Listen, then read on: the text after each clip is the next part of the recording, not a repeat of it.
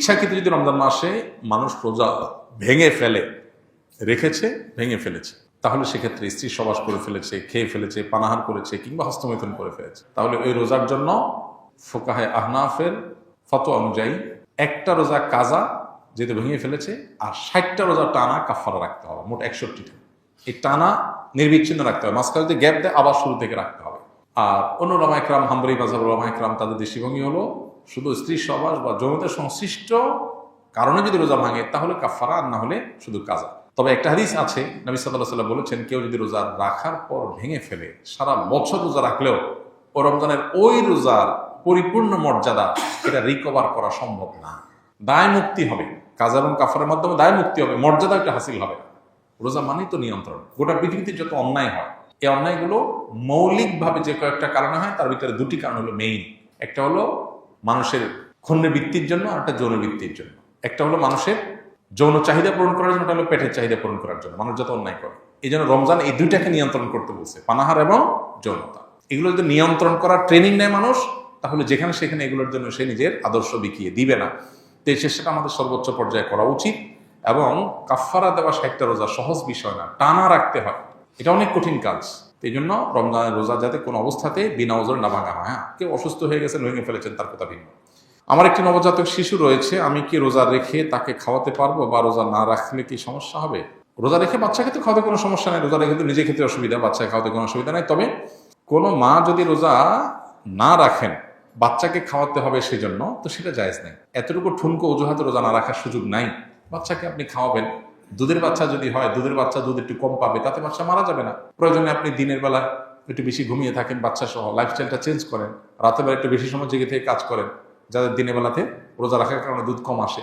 বিভিন্নভাবে আমরা এটা রিকভার করতে পারি, বিকল্প খাবারের ব্যবস্থা করতে পারি। হ্যাঁ, কোনো রাস্তা যদি না থাকে, মরণাপন্ন হয়ে যায়, আল্লাহ না করুক, এরকম রিস্ক করলে তখন রোজা না রেখে অন্য সময় রোজা রাখার সুযোগ আছে। আমার বাবা চোখের জেনা করে, মহিলাদের সাথে শয়তানি করে, এখন আমার করণীয় কি? আমার বাবাকে দেখলে ঘৃণা লাগে, তার সাথে কথা বলতে মন চায় না। খুবই দুর্ভাগ্যজনক এবং অত্যন্ত লজ্জাজনক একটা বিষয়।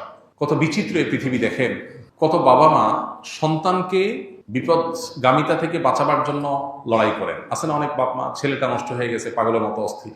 বেশিরভাগ ফ্যামিলিতে তো এইটাই হয়। কিন্তু এই প্রশ্নে আমরা দেখলাম উল্টাটা, যে বাবা বেলাইনে যাচ্ছে, বা ছেলের মধ্যে আল্লাহর ভয় আছে, বা ছেলের মধ্যে সততা তাকওয়া আছে, তে সে এই গুনাহের প্রতি ঘৃণাবোধ তার তৈরি হয়েছে, বাবার কর্মে সে বরং বিব্রত এবং অস্বস্তিতে আছে। আমরা দোয়া করি আল্লাহ তাআলা তার বাবাকে পরিপূর্ণভাবে ইসলাহ এবং সংশোধন করে দেন। যে ভাই প্রশ্ন করেছেন তাকে বলবো, বাবা মা এরকম আমাদের সিনিয়র কেউ যদি কোনো গুনাহে, কোনো অন্যায় লিপ্ত থাকে, খুব স্বাভাবিক আমাদের কষ্ট লাগবে। এই কষ্টের কোনো সীমা নাই, কিন্তু মনে রাখতে হবে দিন শেষে আমরা আল্লাহর গোলাম, আল্লাহর দেওয়ার সীমানা আমরা ক্রস করবো না। বাবা যদি অন্যায় করে, বাবাকে আমি বোঝাবার মতো হলে আমি বোঝাবো, আর যদি এই অন্যায় নিয়ে আমি বোঝাবার মতো না হয়, তাহলে অন্য কাউকে দিয়ে বোঝাবো। মাকে বললাম, অন্য কাউকে বললাম। আমার বিভিন্ন প্ল্যান থাকবে, মসজিদের ইমাম সাহেবের সাথে একটু দোস্তি করে, খাতির করে তাকে দাওয়াতি কাজে লাগিয়ে দিলাম, যে আমার বাবার দিকে আপনি একটু মনোযোগ দেন, তাকে একটু দাওয়াত দেন।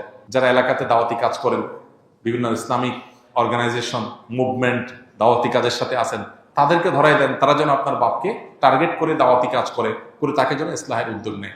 আপনি বিভিন্ন প্ল্যান করেন, আর সেই সাথে চোখের পানি ফেলেন। মনে রাখবেন, আবু হুরায়রা রাদিয়াল্লাহু তাআলা আনহুর চোখের পানি তার মায়ের হেদায়েতের কারণ হয়েছিল। যাই না আমরা নবীজির কাছে এসে বলছেন, ইয়া রাসূলুল্লাহ একটু দোয়া করেন আমার মায়ের জন্য, আমার মা ইসলাম গ্রহণ করে নাই এখনো, আমাকে প্রচুর মারধর করে, আমি মুসলমান হয়েছি সেজন্য। নবী সাল্লাল্লাহু আলাইহি ওয়াসাল্লাম দোয়া করে দিয়েছেন, আল্লাহ আবু হুরায়রার মাকে তুমি হেদায়েত দাও। বাসায় যায় দেখে মা ইসলাম গ্রহণ করার জন্য প্রস্তুত। তো এই জন্য দোয়ার প্রতি ইয়াকিন থাকতে হবে। নবী সাল্লাল্লাহু আলাইহি ওয়াসাল্লাম বলেছেন, আল্লাহর কাছে দোয়া করবা ইয়াকিন নিয়ে, যে আমার দোয়ায় কাজ হবে। দোদুল্যমনা, সংশয় নিয়ে হবে কি হবে না, সে ধরনের মানসিকতা নিয়ে দোয়া করলে দোয়া কবুল হবে না। এই জন্য আপনার বাবার জন্য আপনি দোয়া করেন, অন্যদেরকে দিয়ে বোঝান, খবরদার আপনি নিজের তার সাথে ব্যবহার খারাপ করতে যাবেন না। এটা খুব অ্যাসিড টেস্ট, অগ্নি পরীক্ষা, যে বাপ উল্টা পাল্টা করবে, আবার কিছু বলাও যাবে না বাপ সেদিন শেষে। তো এই পরীক্ষা আপনাকে জিততে হবে। আমরা দোয়া করি আল্লাহ তাআলা আপনার বাবা হেদায়েত নসিব করুন। চেষ্টার পরেও যদি তিনি তার পথ থেকে ফিরে না আসে, তাহলে সেক্ষেত্রে আপনি সন্তান হিসেবে যতটুকু সম্ভব তাকে আপনি ততটুকু বলতে পারেন, কিন্তু সেটা যেন সীমানা ছাড়িয়ে না যায়, লক্ষ্য রাখতে হবে। কেউ রমজান পেল কিন্তু গুনাহ মাফ করাতে পারলো না, তার জন্য ধ্বংসের বদদোয়া করেছেন জিবরিল। নবী সাল্লাল্লাহু আলাইহি ওয়াসাল্লাম বলেছেন আমিন, আমি এটাকে সমর্থন করি। তার মানে জিবরিলের দোয়াতে নবী সাল্লাল্লাহু আলাইহি ওয়াসাল্লামের সমর্থন, এই দোয়া তো বিফলে যাবে না। তার মানে রমজান পেয়েও যদি আপনি মাফ না পান, তাহলে ধ্বংস কেউ ঠেকাতে পারবে না। এটা চরম একটা দুর্ভাগ্য। এই জন্য রমজান মাসে যে কোনো মূল্যে আল্লাহর কাছ থেকে মাগফিরাত পাওয়ার চেষ্টাটা সেরকম আল্লাহর কাছে প্রত্যাশা রাখার মতো করে ইবাদতবন্দি করা দরকার এবং মাফরাত